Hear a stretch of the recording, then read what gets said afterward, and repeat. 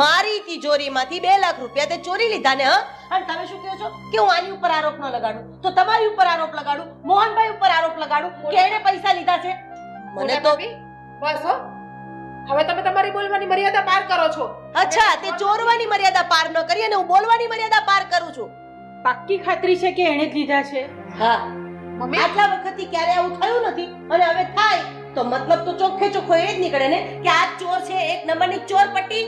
Mummy કહી દેજો તમારે જેને કેવું એને કે અત્યાર સુધી સંબંધ અને મર્યાદાને ખાતર હું ચૂપ હતી, પણ હવે હું ચૂપ નહીં રહું. હા તો હું પણ સંબંધ અને મર્યાદાના કારણે ચૂપ હતી, પણ મારા જ ઘરમાં મારી જ તિજોરીમાંથી ચોરી થાય અને મારે ચૂપ રહેવાનું?